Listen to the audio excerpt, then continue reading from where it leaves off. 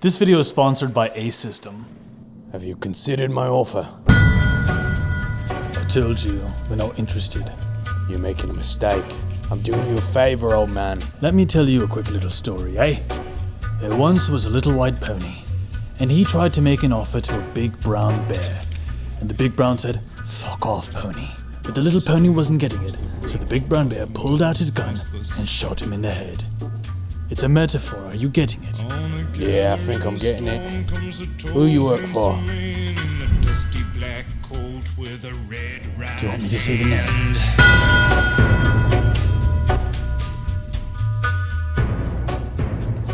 In the winter of my senior year of college, right as I was about to leave because I was graduating a term early and getting ready to start a teaching job in Los Angeles, one lonely night in my dorm, I fired up Netflix and decided to check out the show Peaky Blinders because a guy in one of my classes, actually the only acting class I ever took, kept doing these Tom Hardy impressions from Peaky Blinders. His accent was horrible, but it did get me intrigued about the show because I love Tom Hardy. I mean, I just happen to be a big fan of Tom Hardy, the actor. The first episode was a bit slow, but the final shot of the pilot lingered with me. Thomas Shelby, a man with a business that was semi-questionable in ethics at the time, it wasn't a fully legitimate business, who had taken a bit of an insult already by the Italians and by the newly appointed Inspector Campbell, was walking back to his domain, the garrison, and the camera lingered on the intense determination in his eyes. In that moment, I felt an intense attraction for this character, just from the sheer determination that he oozed. I continued the show, and the first 2 seasons became my all-time favorite TV series. Many people have felt like me, and although the show wasn't that big when it first aired, in fact, its audience was quite small for its first 2 series, but eventually its reputation caught on from word of mouth, and now, at least on men's YouTube, it's like pretty well recognized. In today's video, I want to go over 5 quotes from Thomas Shelby, the main character of Peaky Blinders, because I think there's so much that he applied to his own life circumstance, and especially as someone who grew up in an environment where he wanted to do big things, he wanted to expand and make his family business something big, something monumental, something with legacy, and yet was also in a time where the people of his culture, the Irish, the Romani, the Gypsies as they called them,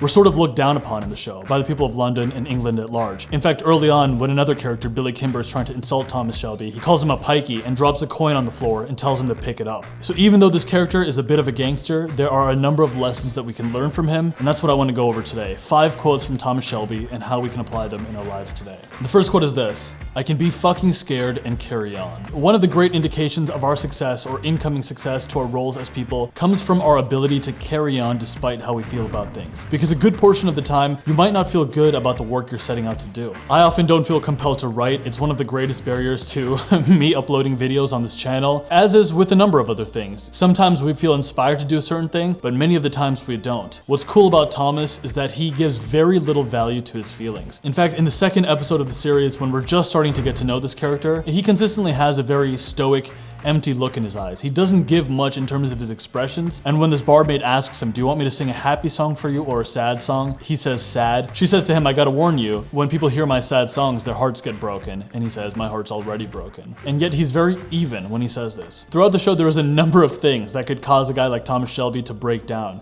and yet he doesn't. In fact, the most indication that we ever get from him about something starting to overwhelm him is the way he leans over his desk and just absorbs all of this stress, but then carries on to do the next thing. In fact, at times he seems almost like a robot due to the fact that he doesn't respond to certain situations. He just presses on with his work, whatever needs to be done. An incredible example of this is when a hostile situation develops towards the end of the first series. I'm not gonna give it away, but essentially Tommy stares death in the face and yet still acts accordingly. Principle 2, when you plan something, there's no need to rush. It might not be the first thing that comes to mind when considering the lifestyle of an Irish Romani gangster, but Thomas Shelby is incredible at planning and delegation. Once again, I'm about to say a very minor, nondescript spoiler for Series 3. This whole video is just me trying not to give a spoiler for the show, but it's just that good and I don't want to spoil anything for you if you haven't seen it. But in Series 3, someone plans an assassination attempt against Thomas and fails. After the failed assassination attempt, Thomas doesn't rush to action. In fact, he's incredibly deliberate and methodical in how he deals deals with smoking out his enemies. He goes to each member of his family with a list, and he says, all you have to do is every item on this list. Check off what's on this list and get back to me. He doesn't include them in on the master plan, which stresses many of them out, but there is a method even to this, because even though the planning is very careful, Thomas wants to project leadership. He wants to give confidence to the people who work for him, and he's incredibly flexible and decisive when changes need to be made.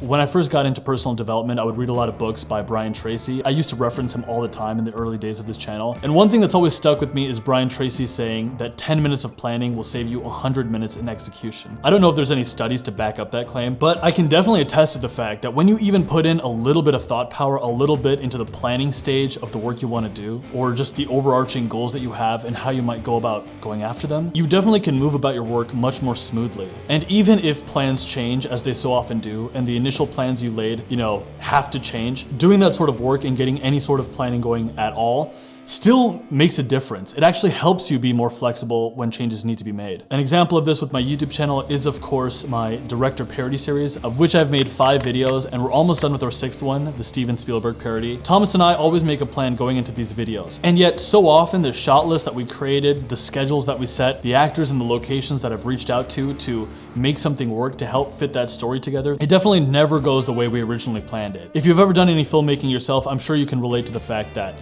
things change all the time, and you have to be able to be flexible and change the choices you're making on a moment's notice. Here's a few things that have worked for me. Calendar blocking. It often just ends up playing to an ideal instead of what actually happens in my day. Ever since I made a video 2 months ago where I calendar blocked a whole week and then tried to stick to that schedule as much as possible, I was blown away by how much I got done that week. And so to some capacity, I've tried to keep up the pace with that, and it makes a world of difference. Every Sunday, I make time to time block everything I want to see happen in my ideal week. Number 2, keep different lists. This is an idea I got from the book Productivity Ninja, and it's this idea of having 3 lists. A master list for everything you want to get done at all. It's like everything that you can think of that, is a project that needs to be completed, that goes in your master list. A daily to-do list in which you look at that master list and pull out what you can do today. And then a separate list in which you can maybe track your habits. This isn't quite a list, but these are still things you want to check off every day. When it comes to my habit list, I use an app called Productive, and I can just swipe over when I've completed one of my 6 daily habits. These disciplines are meditation, exercise, 2 hours of writing, a green smoothie, affirmations, and of course a cold shower. You don't have to copy my system or anyone else's, but it may be useful to have some time allocated each week to planning out your projects and seeing where they might fit on your schedule. Quote number 3, this is probably the most unsavory one, but it's probably what I'm gonna make the title of this video if YouTube, allows me to. And that is this: everyone's a whore, Grace. We all just sell different parts of ourselves. That's an aggressive way of saying that everyone has to sell, but I love it. I actually enjoy the fact that Thomas Shelby doesn't always use clean language to get his point across. This is how I live my life too. I couldn't believe how these guys talk to each other. This is a line he says early on when he brings this attractive server he's just met, Grace, and he invites her to go to the horse races with him because he's trying to break into the horse racing business and start fixing races, which is the territory of a bigger gangster named Billy Kimber. But Grace realizes when she goes with him that she was just there to look pretty and distract Billy Kimber while Thomas Shelby makes deals with his accountant. And when Grace realizes this, that she was just a prop, this is what Tommy tells her. We're all selling, it's inherent to us, and if you want to make gains, to make progress, you have to start to get okay with selling. This is something I realized deeply when I was looking to get into my first consulting job, because this isn't something that I'm good at, it doesn't come easily to me, and having to pitch myself to someone else as someone who could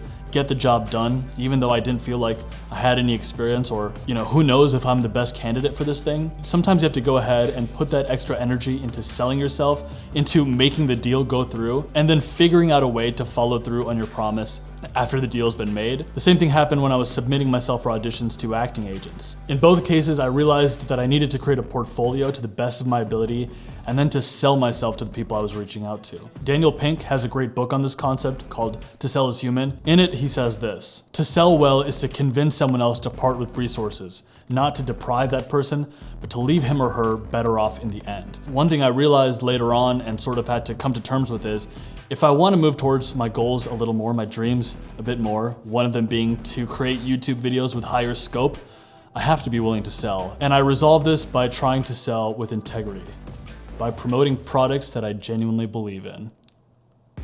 Do you find that time in the gym leaves your muscles sore and achy? Have you been getting neck or back pain from hunching over your computer?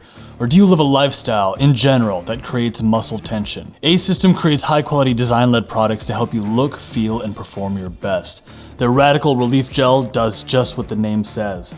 It gives you relief. It's packed with 25% active ingredients that penetrate deep into muscles and stops pain at the source. It's easy and effective for those with busy lifestyles. This stuff feels amazing, okay? It feels cool, tingly. It's like I'm inside a cold shower perpetually, but like in a good way. The applicator's cryosphere and zero application means that you can get instant relief without any mess. It's been tested and used by athletes, but it's engineered for everyone, eh?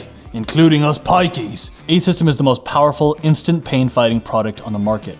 It's packed with 25% active ingredients, which is 5 times more than anyone else, that can penetrate deep into muscles and stop pain at the source. It's like a Blue Eyes White Dragon breathed on you, but like lovingly. To get 25% off of your first order, click my link in the description and use my code at checkout. It's sponsors like A-System that help us make more high-effort videos, like the upcoming Steven Spielberg video, and a future collaboration with Thomas Frank. So thank you A-System for sponsoring this video, and thank you all for watching. Quote number 4, the 1 minute, the soldier's minute. In a battle, that's all you get. 1 minute of everything at once. And anything before is nothing. Everything after, nothing.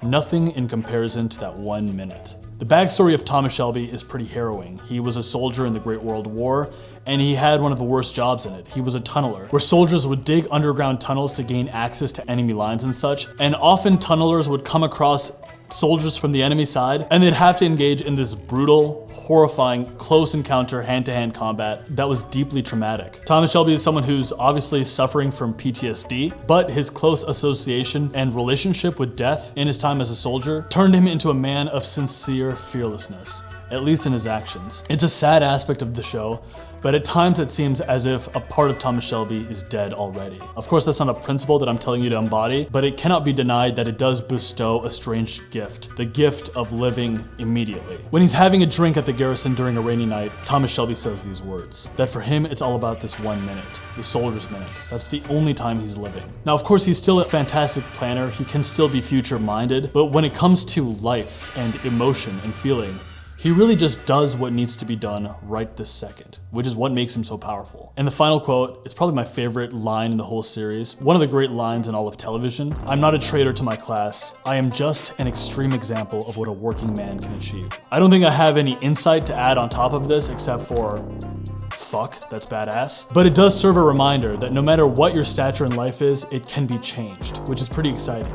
A working person can elevate their class. And despite all the pushback that's been given to hustle culture, maybe the kind of videos that Gary Vaynerchuk would have preached in 2016, I do think that's valuable. I think it's valuable to realize that no matter your circumstance, one thing you could do is just work your face off. To take the next step despite your emotions, to plan well, to sell, to embrace the soldier's minute. And all of these things increase your likelihood of getting closer to your North Star. And ultimately, what's so cool about Thomas Shelby is that he dares to dream bigger than his environment, than what his family would think is acceptable. In fact, right as the show starts and throughout the seasons, everyone despises his plans. They think he's dreaming too big. You want to take on Billy Kimber and try to fix horse races, a domain that isn't ours? You want to try to be a proper gangster? Eventually, he wants to expand the family company from Birmingham to London, and then to do deals with the Russians, and then directly working with Winston Churchill himself and expanding to America. Once again, these are super high tier spoilers. I'm not actually ruining any of the beats of the show. But during every step, everyone thinks he's crazy or stupid, and he's not. He's just a member of his class who dared to dream bigger. And that's something that I take a great deal of inspiration from. The fact that a working man can do something extreme. If you're new to this channel, my name is Nikhil. This channel is a combination between comedy sketches and more genuine videos like this one.